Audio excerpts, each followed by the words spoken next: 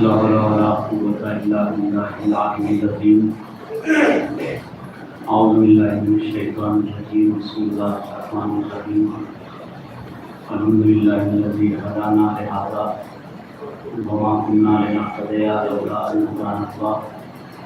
لقد جاءت رسل ربنا بالحق والصلاة والسلام على النبي الأمي المهدي النبي الفرشي الهاشمي المطلبي الطهير الحامي مولانا محمد صالح محمود رفیع المشرقین ورفیع المغربین وجد الحسنین والحسین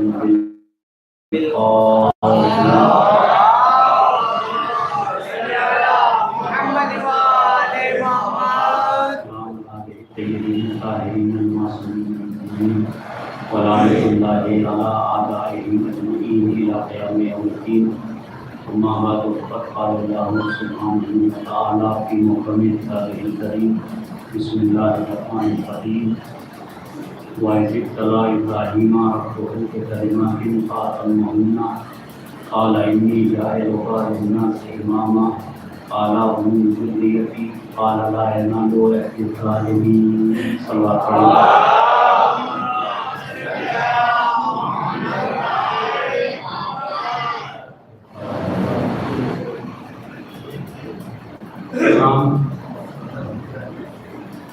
اور قرآن کے موضوع پر انشاءاللہ آپ حضرات کی خدمت میں مسلسل گفتگو جاری و ساری رہے گی. قرآن نے امامت کو کہیں ڈیفائن کیا ہے یا نہیں کیا ہے، قرآن میں کہیں ذکر امامت ہے یا نہیں ہے، رسول کے بعد امام کی ضرورت ہے یا نہیں ہے، اور اگر ہے تو پھر وہ کیسا ہونا چاہیے. تو گفتگو ان کی صفات پہ ہوگی کہ امام عالم ہوگا جاہل نہیں ہوگا، امام بہادر ہوگا میدان چھوڑنے والا بزدل نہیں ہوگا، امام سخی ہوگا کنجوس نہیں ہوگا، امام سچا ہوگا امام جھوٹا نہیں ہوگا. یہ ساری چیزیں انشاءاللہ ایک ایک دن آپ حضرات کی خدمت میں پیش کروں گا، اس یقین کے ساتھ کہ جو میری گفتگو ہے اس کے محور کو آپ حضرات محسوس فرمائیں. قرآن مجید کا دوسرا سورہ سورہ مبارکہ بقرہ اور اس کی 124 نمبر کی آیت، اس میں اللہ ارشاد فرما رہا ہے وَإِذِ ابْتَلَىٰ إِبْرَاهِيمَ رَبُّهُ بِكَلِمَاتٍ. میرے پیغمبر اس وقت کو یاد فرمائیے جب ابراہیم کے رب نے ابراہیم کا امتحان لیا، اور فرمایا عربی زبان میں اس وقت بتانے کے لیے آتا ہے، ٹائم بتانے کے لیے آتا ہے، یعنی اس وقت کو یاد فرمائیے کہ جب ابراہیم کے رب نے ابراہیم کا امتحان لیا. ترجمہ پہنچ گیا؟ یعنی آپ اس سے یہ کہیں کہ مولانا یاد فرمائیے کہ پچھلے سال اس اشرے میں کیا ہوا تھا، تو میں کہنے کا حقدار ہوں یا نہیں کہ میں کیسے بتاؤں آپ کو جب میں اس وقت تھا ہی نہیں. تھوڑی توجہ فرمائیں گے آپ. میں چاہ رہا ہوں کہ آپ میرے لہجے سے مانوس ہو جائیں. کافی زمانے کے بعد آپ سے گفتگو کا مجھے موقع مل رہا ہے اور بڑی محبتیں سب کی میرے ساتھ موجود ہیں. میں یہ کہنا چاہ رہا ہوں کہ میں پچھلے سال کے واقعے کا گواہ اس لیے نہیں بن سکتا کیونکہ میں پچھلے سال یہاں موجود ہی نہیں تھا. پیغمبر سے ہزاروں سال پہلے حضرت ابراہیم کے واقعے کا گواہ اللہ مصطفیٰ کو بنا کے کہہ رہا ہے کہ جو لوگ یہ کہتے ہیں کہ نبی 40 سال میں نبی بنا، تو وہ تھوڑا سا قرآن کو اگر غور سے پڑھتے، تدبر کے ساتھ پڑھتے، تھوڑا سا تفکر کے ساتھ پڑھتے تو انہیں محسوس ہوتا کہ قرآن مصطفیٰ کی شان بتا رہا ہے کہ اللہ ابراہیم کا امتحان دے رہا تھا، مصطفیٰ کی نگاہیں دیکھ رہی تھیں. सलवात पढ़ेंगे जिनके मोहम्मद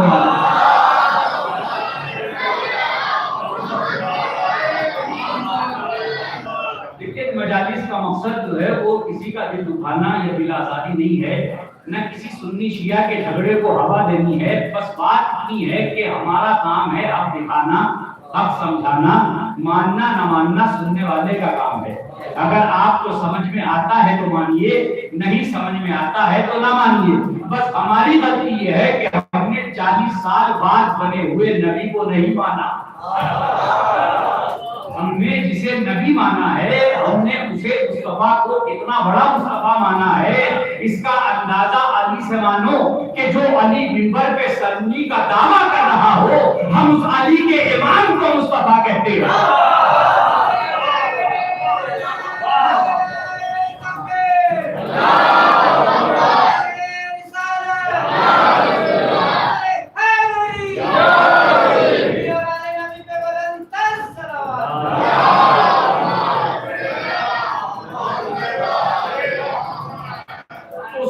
याद फरमाइए मेरे पैगंबर, जब इब्राहिम के रब ने इब्राहिम का इम्तिहान लिया, जब इम्तिहान लिया, कुरान मजीद का दूसरा सूरा आयत का निशान है 124। जाके बच्चे कुरान मजीद में इन आयतों को देखें जो मैं नंबर आपको बता रहा हूं, नोट करें।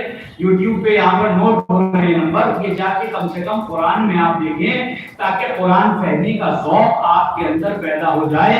और जब इंसान कुरान को समझने लगता है तो हकीकतें आश्कार होने लगती हैं, उसकी निगाहों के सामने से पर्दे हटने लगते हैं। फिर वो खामखा के सवाल पूछने में जिंदगी नहीं गुजारता है, बल्कि जवाब देने में जिंदगी गुजारता है। सलवात पढ़ेंगे कि मोहम्मद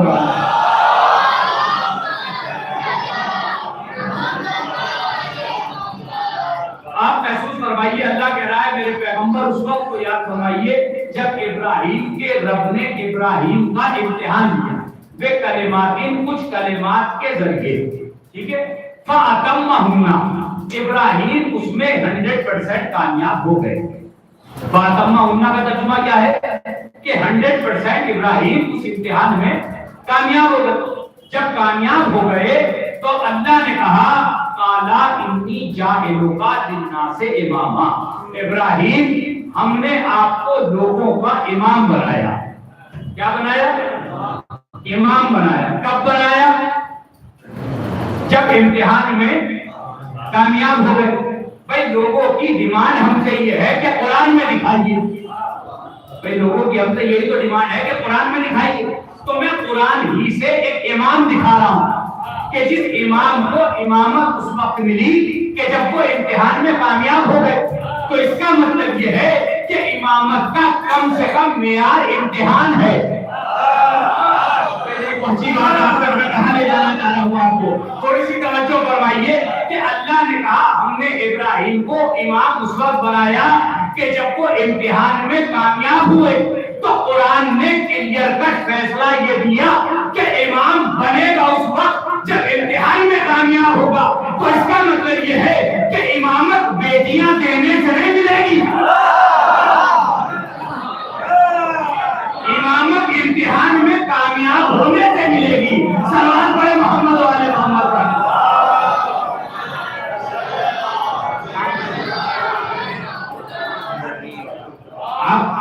आप आयत के एक एक लफ्ज को महसूस फरमाइए। देखिए ये कुरान की बात है, इसे कोई माने या ना माने, लेकिन मुसलमान इसे मानेगा। मुसलमान अगर कुरान पढ़ता है, असल में बात ये है कि मुसलमान को बहका इतना दिया गया, इतना बहका दिया गया कि उसकी समझ ही से बाहर है। वरना आप समझिए कि जिस कौम में कुरान सबसे ज्यादा पढ़ा जाता हो वहां सबसे ज्यादा आले मोहम्मद की मोहब्बत होनी चाहिए थी। मगर कुरान को चूंकि पढ़ा गया, कुरान को चूंकि पढ़ा गया तो इसलिए समझ ही में नहीं आया कि हो क्या रहा है। देखिए कुरान कह रहा है कुरान तरतीला, कुरान को ठहर ठहर के पढ़ो, आहिस्ता आहिस्ता पढ़ो, आराम आराम से पढ़ो। और हमारे यहाँ अवार्ड उसे मिल रहा है कि जो 15 दिन में सुना दे, भाई इनाम उसे मिल रहा है जो 1 हफ्ते में सुना दे, जो 3 दिन में सुना दे। कुरान कह रहा है जल्दी जल्दी ना पढ़ो, बल्कि आराम आराम से पढ़ो, ठहर ठहर के पढ़ो, रुक रुक के पढ़ो, समझ समझ के पढ़ो। देखो कौन सी आयत ہوئی، دیکھو کون سی آیت کہاں نازل ہوئی، دیکھو کس کی شان میں قرآن کی آیت آئی ہے۔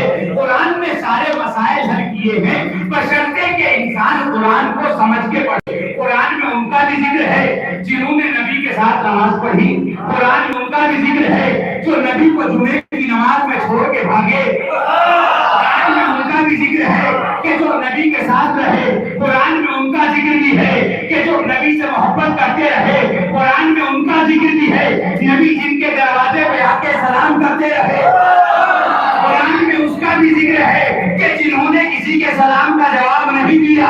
یہ سارے ذکر قرآن میں موجود ہیں۔ اللہ نے قرآن کو معیار رحمت اس لیے بنایا کہ اگر مصطفیٰ سمجھ میں نہ رہا ہو تو قرآن پڑھتے چلے جاؤ، مصطفیٰ سمجھتے چلے جاؤ۔ سلام بھیجے محمد و آل محمد۔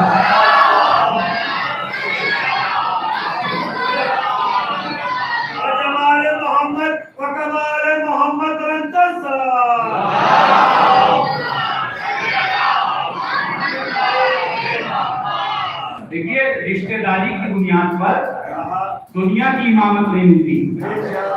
میرے اور دو بھائی بھی ہیں، بھائی نواسے تو وہ بھی یہی کے ہیں، نہیں پہنچی بات میں کیا سمجھانا، تو نواسے کی بنیاد پہ ان سے نماز پڑھوا لیا کا مولانا ہمارے یہاں رشتہ داری کی وجہ سے کوئی کام ہوتا ہی نہیں پہنچی بات آپ۔ جو لوگ نبی کی رشتہ داری کا دعویٰ کر رہے ہیں، یہ بتاؤ نبی نے بھی کبھی ان سے رشتہ داری کا دعویٰ کیا؟ توجہ فرمائیے، میں کیا کہنا چاہوں، بھائی دنیا کہہ رہی ہے کہ مظفر محضی رشتہ دار ہے، مگر رشتہ دار میرا وہ ہے جسے میں کہوں۔ پہنچی بات آپ تک میں کیا کہنا چاہ رہا ہوں، بھائی ہر آدمی کہہ رہا ہے کہ صاحب مولانا ہمارے ددیاوی رشتہ دار ہے، کوئی کہہ رہا ہے ننیاوی رشتہ دار ہے۔ رشتہ دار میرا وہ ہے جسے میں رشتہ دار کہوں۔ نبی کو ہزاروں نے رشتہ دار کہا، لیکن نبی نے 5 کے علاوہ کسی کو نہیں کہا۔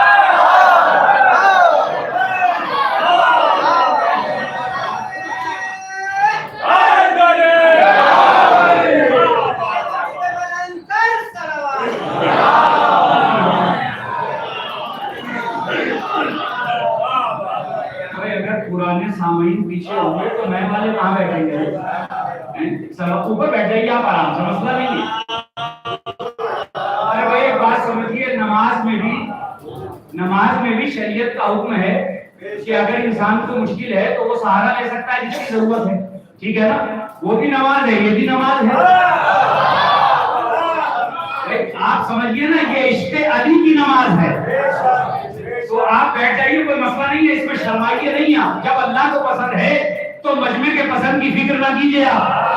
سرور پڑھیے مل کے محمد و آل محمد۔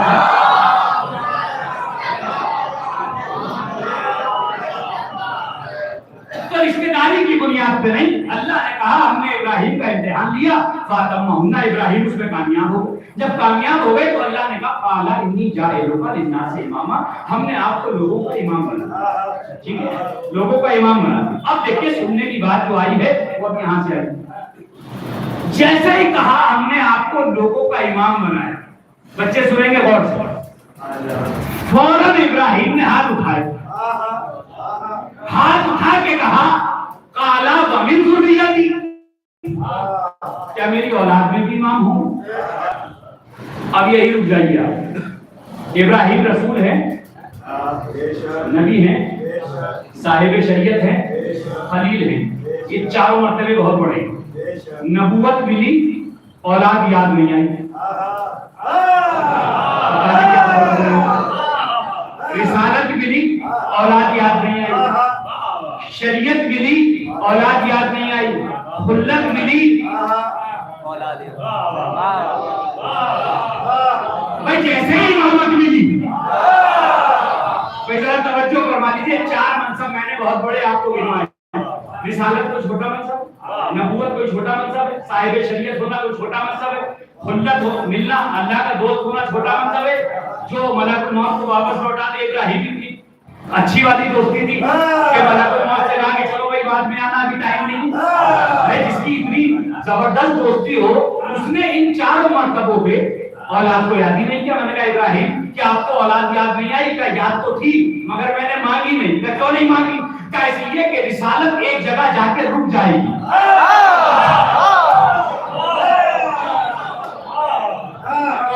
امامت قیامت تک جائے گا. تو میں ایسا منصب مانگوں جو میری ذریت میں قیامت تک میری اولاد باقی رہے. میری اولاد قیامت تک باقی رہے. قال ومن ذریت، کیا کہا میری ذریت میں بھی ہو. اگلا جملہ کیا ہے؟ قال لا ینال عہد الظالمین، یہ عہدہ ظالموں کو نہیں ملے. مولانا انوار الحسن صاحب قبلہ میرے برادر بزرگ اور مجھ سے بہت زیادہ قابل شخصیت ہیں یہاں تشریف رکھتے ہیں. میں مولانا کی موجودگی میں اور تعریف چاہوں گا مولانا اکثر خطبہ کی تقریر سے ایسا لگتا ہے کہ قال ومن ذریتی، اللہ نے کہا کہ میری ذریت میں امام ہوں گے، تو اللہ نے کہا کہ جو تمہاری اولاد میں ظالم ہوں گے. یہ ترجمہ غلط ہے، یہ ترجمہ غلط ہے. دیکھیں یہ الگ سینٹینس ہے، بات تمام ہوگی. قال ومن ذریت، میری ذریت میں امام ہوں گے. قال لا ینال عہد الظالمین، اللہ کو کہنا چاہیے تھا بھائی ایک لفظ پڑھانے میں کیا جا رہا ہے تو قرآن مزنی ہو جاتا. کہتے تھا تمہاری ذریت میں ظالم ہوں. اللہ نے کہا ظالم کو یہ عہدہ نہیں ملے گا. اور فرمایا یہ ظالم کو عہدہ نہیں ملے گا، یعنی ذریت میں ابراہیم کی رہے گا، مگر کوئی ظالم کبھی اس عہدے کو نہیں پا سکے گا. اور میرے چھٹے مولا کے پاس ایک چاہنے والا آیا اور آنے کے بعد اس نے کہا مولا ظالم کسے کہتے ہیں؟ آل محمد کے چھٹے نے مسکرا کے کہا کہ جو ہم آل محمد کا حق کھا جائے.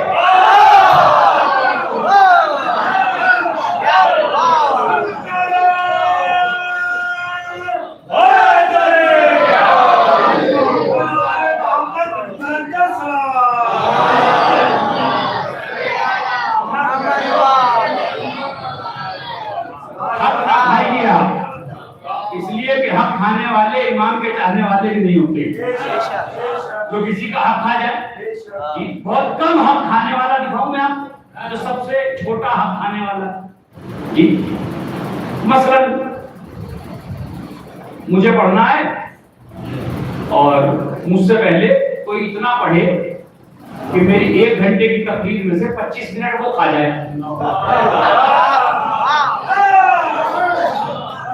سلیم بھائی آپ کی بات بول رہی ہے. 25 منٹ کوئی میری تقریر کا حق کھا جائے اور پھر مجھ سے میزبان کہے کہ بیٹا آپ 35 منٹ پڑھیے گا کیونکہ 25 منٹ فلاں صاحب کھا گئے. بھائی کھایا ہوا نکلوایا تو نہیں جا سکتا، کھایا ہوا نکلوایا تو نہیں جا سکتا، مگر لعنت کر کے دکھایا ضرور جا سکتا. 25 منٹ کوئی میرا حق کھا جائے، 25 منٹ کوئی میرا حق کھا جائے، یہ سب سے چھوٹا حق کھانے والا تو وہ اللہ کی نظر میں پسندیدہ نہیں ہے کیونکہ اس نے 25 منٹ میرا حق کھا لیا. ارے بھائی جو مجھے کہنا تھا میں نے کہہ دیا. ارے بھائی جو 25 منٹ حق کھانے والا اللہ کی نظر میں اچھا نہیں ہے تو جو 25 سال علی کا حق کھا جائے.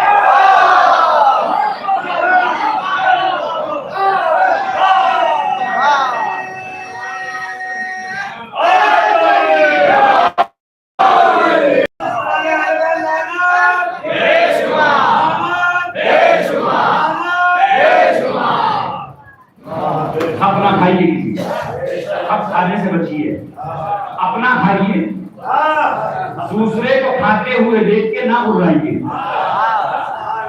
اللہ نے جسے جیسا دیا ہے اس کو اسی حساب سے رکھا ہے. بھائی اگر آپ کے حالات کم بنائے ہیں تو آپ سے حساب بھی تو کم ہوگا. یہ تو اچھی بات ہے. میرے مولا فرماتے ہیں کہ جو اللہ کی دی ہوئی کم روزی پہ راضی ہو جائے گا میں اس کے کم عمل پہ راضی ہو جاؤں گا. مجھے اس کا زیادہ عمل نہیں چاہیے، اس کا کم چاہیے کیونکہ وہ کم پہ راضی ہو گیا. ٹھیک ہے نا؟ تو آپ حق کے ساتھ رہیے، آپ حق کے ساتھ رہیے. اس لیے اللہ نے جنہیں امام بنایا انہیں حق بنا کے بھیجا، انہیں حق بنا کے بھیجا. آپ حق کے ساتھ رہیے، حق کو محسوس کیجیے. قال ومن ذریت، میری ذریت میں کہ قال لا ینال عہد الظالمین، جو ظالم ہوگا وہ امام. اب تاریخ امامت میں آپ یہ دیکھو ظلم کہاں کہاں ہے. جہاں جہاں ظلم ہے وہاں امامت نہیں ہے۔ اب اس میں نام کسی کا نہیں ہے، رشتہ داری کسی کی نہیں ہے، تعلقات کسی کے نہیں ہے۔ اللہ کہہ سکتا تھا ابراہیم تم بوڑھے ہو گئے ہو، ہم نے تمہیں امام بنا جی، تم ہمارے دوست ہو تو اس لیے ہم تمہیں امام بنا۔ اللہ نے نہ رشتہ داری کا حوالہ دیا نہ بزرگی کا حوالہ دیا، یعنی اللہ نے کلیئر کٹ بتایا کہ نہ بڑھاپے کی وجہ سے امامت ملے گی، نہ تو بڑھاپے کی وجہ سے امامت ملے گی اور نہ رشتہ داری کی بنیاد سے امامت ملے گی۔ اگر امامت کے لائق ہو تو امامت تمہیں ملے گی۔ اب دیکھیے امامت کی جو ضرورت ہے وہ انسان کی فطری ضرورت، جیسے انسان کو جینے کے لیے پانی کی ضرورت ہے، اسی طرح انسان کو جینے کے لیے امامت کی ضرورت ہے۔ آپ کہیں گے وہ کیسے مولانا؟ وہ ایسے کہ اگر پیاس لگی ہو اور منرل واٹر نہ ہو تو آدمی کیا کرے گا؟ نل کے پانی سے پیاس بجھائے، نل کا پانی نہ ہو تو تالاب کے پانی پہ آ جائے، پانی پیے بغیر رہ نہیں پائے گا۔ بس بات اتنی سی ہے کہ کوئی منرل پیے گا اور کوئی تالاب کا پانی پیے گا۔ یہ اپنے اپنے نصیب اور مقدر کی بھی بات ہوتی ہے کہ کس کو کیسا ملا، کس کو کیا ملا، بھئی یہ بھی تو نصیب اور مقدر کی بات ہے کہ اللہ نے آپ کو کہاں رکھا، آل محمد کا غلام قرار دیا، مصطفیٰ کا غلام قرار دیا، مصطفیٰ کے گھرانے کا محب قرار دیا۔ دیکھیے آج جو ہے سب کچھ ٹرانسپیرنٹ ہو چکا ہے، اب کوئی سنی شیعہ کا جھگڑا بچا ہی نہیں، ٹھیک ہے نا؟ سنی شیعہ بھائی کوئی مسئلہ نہیں ہے، ہم سب مسلمان ہیں اور مسلمان کو مصطفیٰ کا وفادار ہونا چاہیے۔ جو مصطفیٰ کا وفادار ہے وہی ہمارے لیے عزت دار ہے، جو مصطفیٰ کا وفادار ہے وہی عزت دار ہے، جو مصطفیٰ کا وفادار نہیں ہے وہ ہمارے لیے بھی تو عزت دار نہیں ہے نا۔ تو یہ امامت کی ضرورت جو ہے یہ فطری ضرورت ہے۔ جنہوں نے ہمارے والے امام کو نہیں مانا انہوں نے بھی بنا کے مانا۔ میں کیا کہنا چاہوں گا؟ میں یہ چاہ رہا ہوں کہ آپ مجھے میرے رنگ میں لائیں تاکہ میں ایسے پڑھوں جیسے میں پڑھتا ہوں۔ اگر وہاں لے آئیں گے آپ تو میں انتہائی شکر گزار ہو جاؤں گا آپ کا۔ آپ مجھ سے ایسے سننے کی کوشش کیجئے جیسے میں پڑھتا ہوں، یعنی کلائمیکس جو ہوتا ہے خطیب کا یہ سارا آپ کے ہاتھ میں ہے، آپ جیسے چاہیں سنیں۔ جنہوں نے ہمارے والے امامت کے سلسلے کو نہیں مانا انہوں نے بنا کے مانا۔ چلیے چھوڑیے بچوں کو سمجھاؤ، بہت آسان کر کے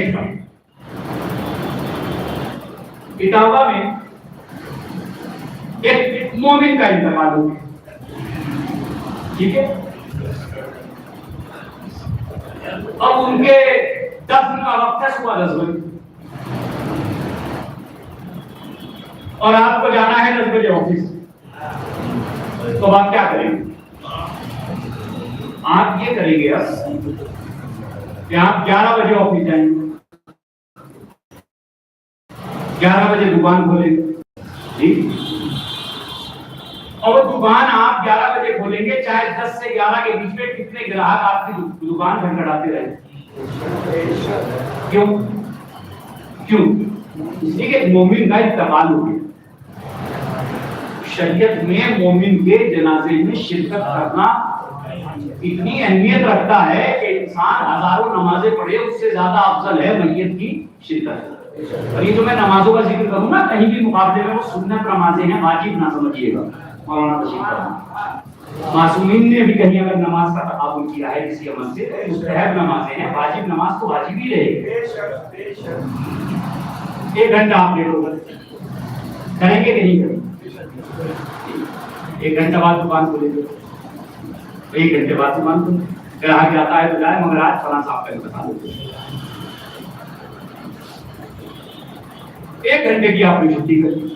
اچھا اب ایک ایسے انسان کا انتقال ہوا جو اٹاوا میں انجمن کا صدر ہے، انجمنوں کو لیڈ کرتا ہے، پروگرام ارینج کرتا ہے، علماء کو بلاتا ہے، خدمات انجام دیتا ہے۔ اب ایسے آدمی کا انتقال ہوا تو آپ نے کہا کہ بھائی فلاں صاحب دنیا سے رخصت ہو گئے اور وہ بڑا خیال رکھتے تھے اور پوری ذمہ داریاں اٹھا لیتے تھے، تو یار کم سے کم آدھے دن کی چھٹی تو بنتی ہے جی۔ آپ کی گھبراہٹ سے مجھے لگ رہا آپ کریں گے نہیں آدھے دن بند. میں کیا کہنا چاہ رہا ہوں آپ ذرا سمجھیے. آدھے دن آپ بند کریں گے کہ نہیں بند؟ تو بند کریں گے آدھے دن. تو بھائی ایسا سماجی انسان تھا کہ جس نے اپنی زندگی کے خوشی کے لمحات کو ترک کر کے قوم کی خدمت میں زندگی گزاری. ٹھیک ہے, اب سمجھیے آپ بات. آدھے دن کی چھٹی ہوگی. اب ایک ایسے عالم دین کا انتقال ہو اٹاوا میں کہ جس نے اٹاوا والوں کو نماز پڑھنا سکھائی تھی. اب کیا دن کی چھٹی ہونی چاہیے بتائیے؟ تو پورے دن آپ بھی کام چھوڑ دے گا. کیونکہ جن مولانا نے ہمارے باپ کو بخشوایا ہے, ہمارے باپ کے جنازے کی نماز پڑھائی تھی, ہمیں قرآن سکھایا تھا, ہمارے بچوں کو دین سکھایا تھا, وہ دنیا سے چلے گئے تو پورے دن گھر میں بس غم میں بیٹھے ہوئے ہیں. کیوں؟ اس لیے کہ ہمارا رشتہ دین کا ہے. ٹھیک ہے. لیکن اگر کوئی انسان اس عالم کے جنازے کو چھوڑ کے آگرہ چلا جائے, جو پہنچ گئے ہیں ان کی سوالوں کو سلام. کوئی دیر سے آپ کے پاس بہت رہی کنیکٹنگ آپ کی لیٹ نہیں ہونی چاہیے, اس لیے کہ حالی والوں کے نیٹ ورک تو اب میں بھی ختم نہیں ہوتے.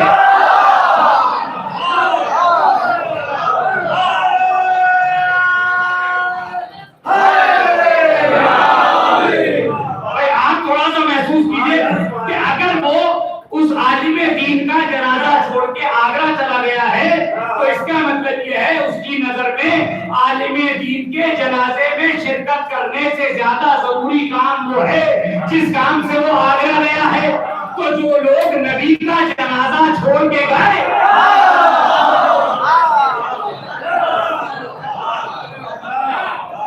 اس کا مطلب یہ ہے کہ ان کی نظر میں نماز جنازہ پیغمبر سے زیادہ ضروری کام وہ تھا جس کام کو وہ کرنے گئے. تو ان کے یہاں پر امام کی کتنی ضرورت ہو گئی؟ شعوری یا لاشعوری کی بات میں نہیں کر رہا ہوں. کتنی ضرورت ہو گئی کہ انہوں نے رسول کے جنازے کو دفن کرنا بھی مناسب نہیں سمجھا کہ بھیا دین کا کیا ہوگا, پہلے بناؤ کل کو مسئلہ پوچھنا ہے. تو اس کا مطلب یہ ہے کہ امامت کی ضرورت کو انہوں نے واضح کر کے بنایا کہ امامت کی اتنی ضرورت ہے کہ ہم نے خود بنایا, بس فرق اتنا ہے انہوں نے اپنے بنائے کو مانا, ہم نے غدیر کے مانا.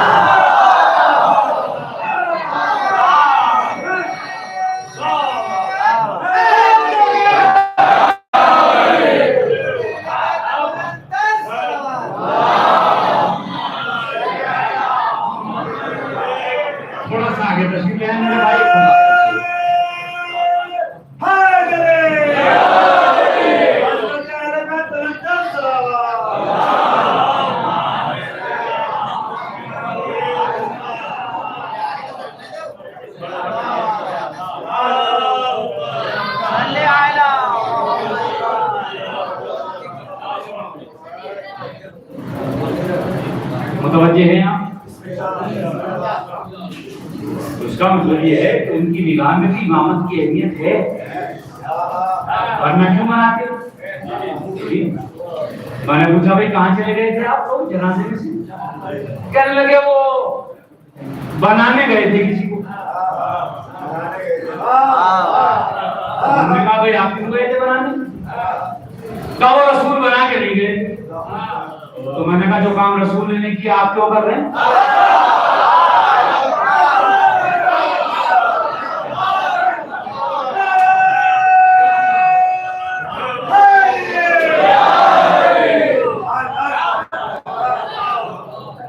آئیے آگے بھائی, ایسے پیچھے بیٹھ کے کیسے بندی ہوگی؟ ایک سوال پڑھیے محمد والے محمد.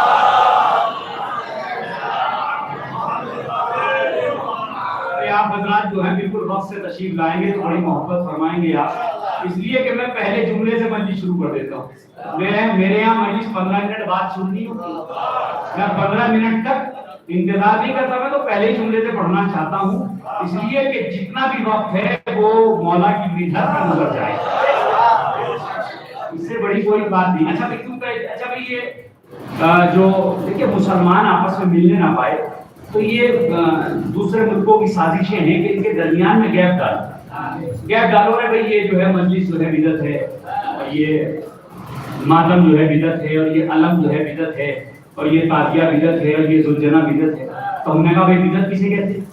کہا بدعت اسے کہتے ہیں جو کام رسول نے نہ کیا.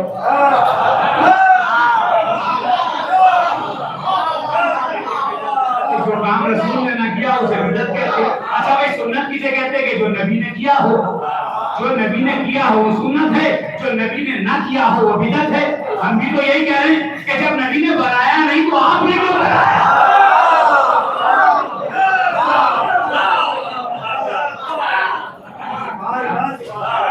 سب سے بڑی بدعت تو جسے آپ بنا کے لائیں.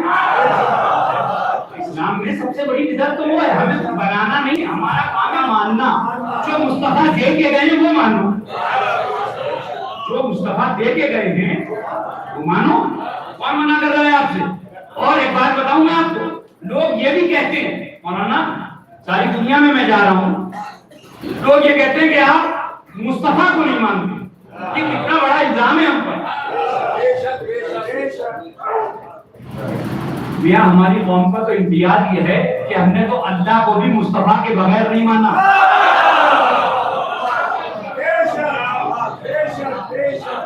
اللہ ہے بتاؤ کیسے؟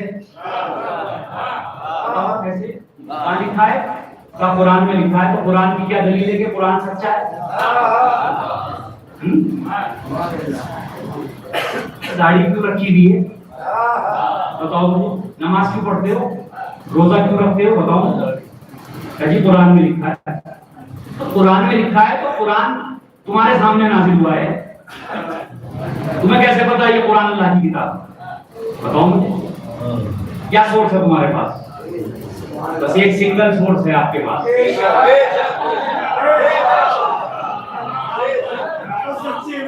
مصطفیٰ نے کہا، مصطفیٰ نے کہا. ٹھیک ہے، حدیث کسے کہتے ہیں؟ وہ بھی مصطفیٰ نے کہا. آپ کو تو نہیں پتا جبرائیل کب آئے؟ دیکھیے بات میں آپ سے بتا دوں، اگر فرشتہ آپ کے پاس ایک بار آ جائے تو آپ بولنے کے قابل نہیں رہتے.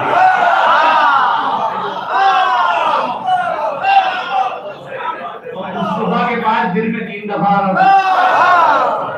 آپ نبی کو پہچانے. نبی آپ کے جیسا نہیں ہے، اس لیے آپ کے پاس ایک بار فرشتہ آتا ہے تو آپ بولنے کے قابل نہیں رہتے. آپ کی نماز جنازہ شروع ہو جاتی ہے، اور مصطفیٰ کے پاس تو بار بار فرشتہ آتا ہے. یہ جو قرآن ہے اس کی صداقت کی دلیل کیا ہے آپ کے پاس؟ مصطفیٰ کی زبان انہوں نے کہا یہ قرآن ہے.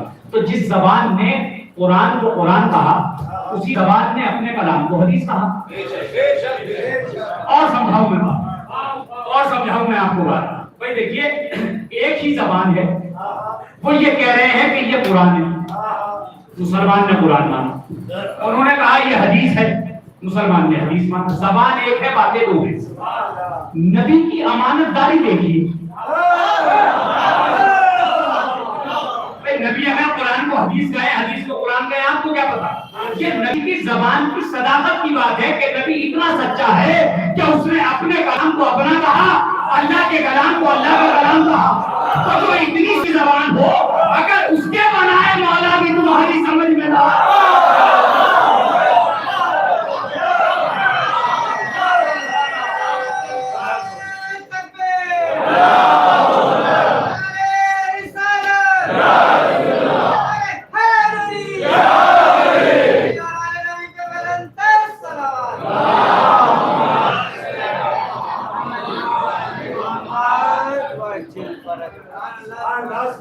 ہم نے نبی ہی تو مانا ہے، تبھی تو علی سمجھا رہے ہیں آپ کو.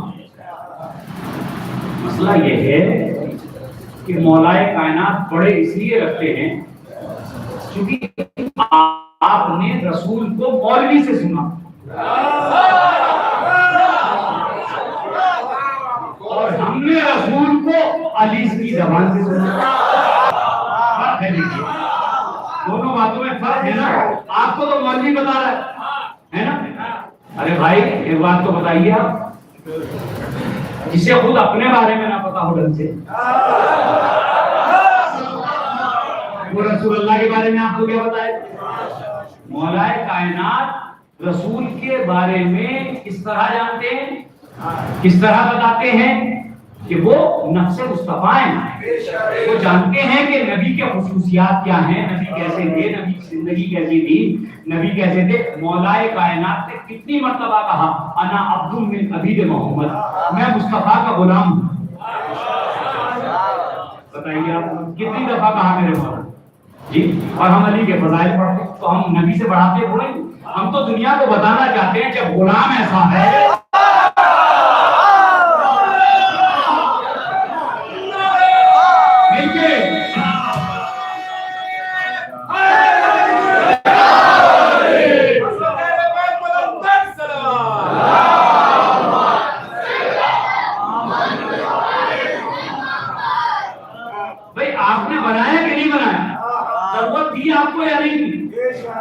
مطلب یہ ہے کہ بغیر امامت کے رہا نہیں جائے گا. امام تو بنانا پڑے گا، کوئی نہ کوئی تو امام ہوگا، اور اس امام کے بغیر زندگی نہیں ہو. امام کو ہونا ضروری ہے. چھٹے امام امام جعفر صادق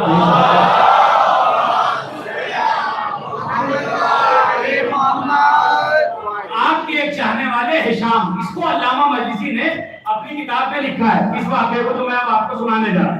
علامہ مجلسی علیہ الرحمہ نے اپنی کتاب میں اس واقعے کو لکھا ہے کہ ہشام جا رہے تھے تو میرے چھٹے مولا نے آواز دے کے کہا ہشام میرے قریب آؤ، ہم تم سے بڑے خوش ہیں. تو مولا نے فرمایا کہ ہم تم سے بہت خوش ہیں. تو ہشام نے کہا کہ مولا میرے لیے اس سے بڑی سعادت کی بات کیا ہے کہ میرے مولا مجھ سے راضی ہیں.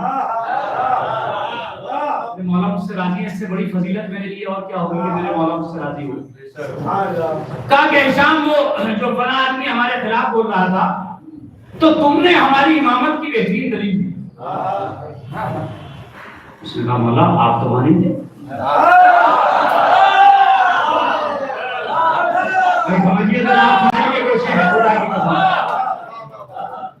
مولا نے کہا کہ بتاؤ کیا بات ہوئی. تو مولا میرے ماں باپ آپ کے قربان ہو جائیں، آپ بہتر جانتے ہیں کہ وہاں کیا بات ہے. مولا نے فرمایا ہم تمہاری زبان سے سننا چاہتے ہیں. لوگ کہتے ہیں نا خطیب کو کیوں بلایا جاتا ہے، خطیب سے کیوں سنا جاتا ہے، یہ تو وہیں سے بنیاد ڈالی ہے. امام نے فرمایا ہم چاہتے ہیں خطیب سنے، پڑھے اور ہم سنیں. بتائیے کہ ہمارے بارے میں آپ نے کیا کہا. اب سمجھیے آپ.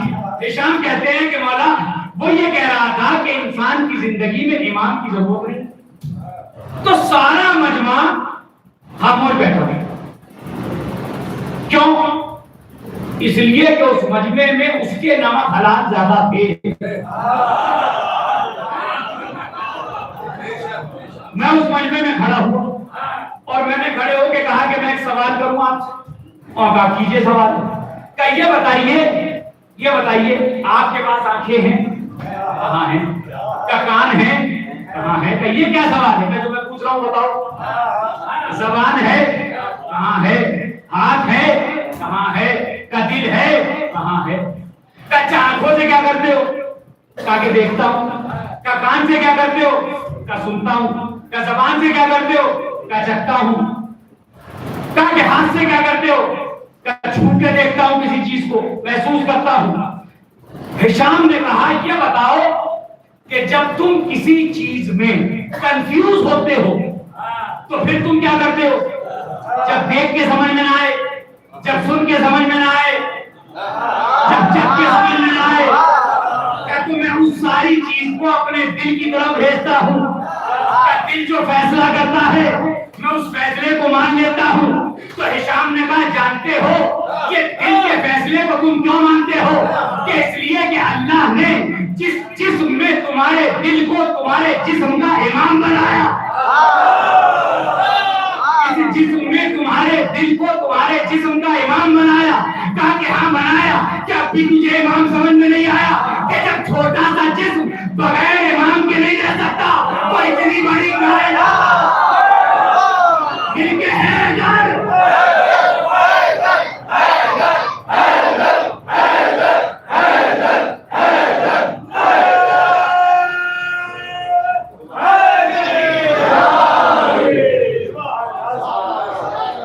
امامت کی ضرورت ہے. ماتا ولم یارف امامہ زمانے ہی ماتا بیتا جاہلیہ. جو مر جائے اور اپنے زمانے کے امام کو نہ پہچانے تو جاہلیت کی موت مرا ہے۔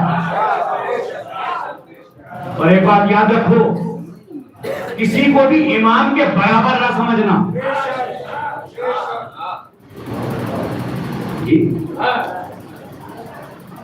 کسی کو امام کے برابر نہ سمجھنا، کوئی امام کے برابر نہیں ہو سکتا اس دنیا میں، کیونکہ وہ امام ہے ہمارے، امام اور ہے عوام اور ہے، امام کا مرتبہ الگ ہے، عوام کا مرتبہ الگ ہے۔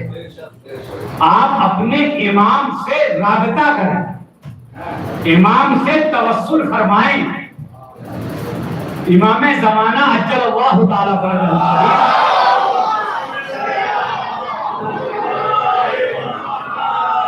ارشاد فرماتے ہیں کہ اے میرے چاہنے والوں، تم دن کی پریشانیاں مجھ سے رات میں شیئر کیوں نہیں کرتے؟ خدا کی قسم یہ روایت پڑھتا ہوں دل رونے لگتا ہے۔ میرے مولا فرماتے ہیں کہ کیوں نہیں تم رات کو ہم سے کہتے اپنی باتیں، تو ہم صبح ہونے سے پہلے تمہاری ساری باتوں کو مولا فرماتے ہیں ہم جانتے تو سب ہیں، لیکن باپ کو بہت اچھا لگتا ہے جب بیٹا کچھ مانگتا ہے۔ آپ اپنے امام سے رابطہ فرمائیں۔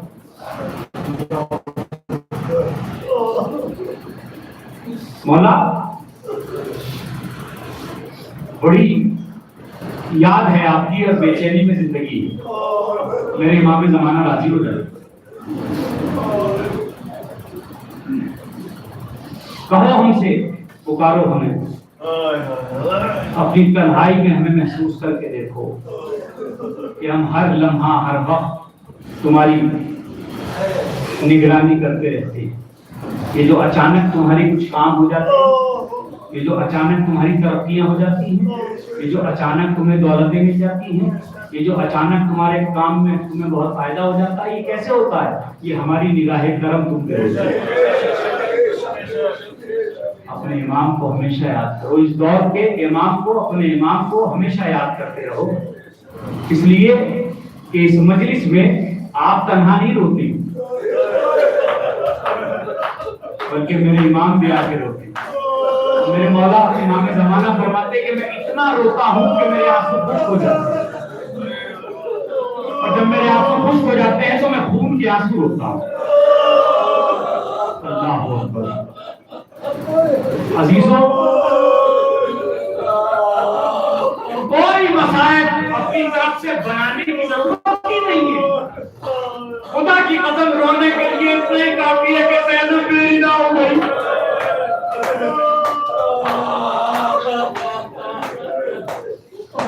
میری شہزادی بیریدہ ہو گئی، اس سے بڑی اور مصیبت کیا ہوگا، اس سے بڑی اور قیامت کیا ہوگا؟ میری شہزادی بیریدہ بازاروں میں لائی گئی، رسول کی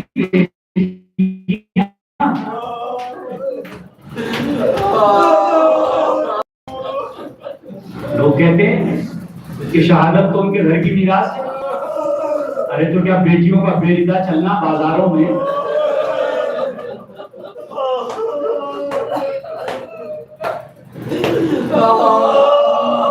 ایک جملہ سنیے، میرے مولا فرماتے ہیں کہ سلام ہو میرا ان سروں پر جو بازاروں میں بیریدہ لائے۔ آپ محسوس فرمائیں سکینہ کے وہ جملے کہ جب چادر چھنی ہے 4 سال کی بچی نے آواز دی چچا سکینہ بیریدہ ہو گئی۔ اس طرح اس قافلے کو لے جایا گیا حسین کے بعد۔ ایک جملہ اور کہنے کو چاہتا ہے، 7 محرم کو کربلا میں پانی ختم ہو گیا، حسین کے خیمے میں پانی نہیں۔ روز عاشور جو شہید ہوتا گیا اس کی پیاس تمام ہو گئی. اکبر گئے پیاس تمام ہو گئی, اور محمد گئے پیاس تمام ہو گئی, قاسم گئے پیاس تمام ہو گئی. کوئی بتا سکتا ہے سکینہ کب تک پیاسی ہو؟ کوئی بتا سکتا ہے علی کی بیٹی زینب و کلثوم کب تک پیاسی ہو؟ کوئی بتا سکتا ہے اکبر کی ماں لیلا کب تک پیاسی رہی؟ کوئی بتا سکتا ہے قاسم کی ماں مروا کب تک پیاسی رہی؟ یہ پیاسوں کا قافلہ جب سوار ہونے کا وقت آیا تو ناکوں کو لا کے کھڑا کیا گیا, اور جب ناکوں کو لا کے کھڑا کیا گیا تو علی کی بیٹی نے کہا شیخ ہم رسول کی بیٹیاں ہیں, ہم نامحرم کے ہاتھوں سے سوار نہیں ہوں گے, ہم ایک ایک بیٹی کو خود سوار کرائیں گے. آج علی کی بیٹی زینب نہیں رہی ہے بلکہ عباس بن رہی ہے, ایک ایک بیوی کو ناکوں پہ سوار کرایا. ایک کجاوا ناکے ہیں جن پہ بیویوں کو سوار کرایا جا رہا ہے. آئیے بھابی نواب میں آپ کو سوار کرا, آؤ بہن کلثوم میں آپ کو سوار کرا دوں. ایک بیوی کو سوار کرا کے جب آخر میں فضہ کی باری آئی تو فضہ نے ہاتھ جوڑ کے کہا بی بی یہ کیا وقت آ گیا کہ شہزادیاں غریبوں کو سوار کرا رہی ہیں. بی بی زینب نے فرمایا نہیں, آج سے میں سالانہ آج سے میں ہوں اور میں ہی سوار کراؤں گی. آؤ میری ماں کی قریب فضہ, آؤ میں آپ کو سوار کرا دوں. فضہ نے منع کیا تو پتہ بی بی زینب نے کہا فضہ تم نے میری ماں فاطمہ کی قسم. فضہ کو سوار کرا دیا. عزیزوں جب سب کو سوار کرا دیا تو ایک مرتبہ نظرت الیمین زینب نے دائیں دیکھا, کوئی سوار کرانے والا نہیں تھا. نظرت الیسار زینب نے بائیں دیکھا, کوئی سوار کرانے والا نہیں تھا. ایک مرتبہ فرات کا رک کر کے آواز دی یا اخی ابو الفضل عباس, اے میرے بھیا عباس, انت الذی ارکبتنی حین خرجت من المدینہ. بھیا مدینے سے چلی تھی تو آپ نے سوار کرایا تھا, آج کوئی سوار کرانے والا نہیں ہے. مرتبہ بیمار امام آگے بڑھا, آواز دی پھپھی اماں, امام نے وقت آپ کو سوار کرائے گا. سید سجاد آگے بڑھے, زینب سوار ہوئی, کوفے کی طرف قافلہ چلا. واہ حسین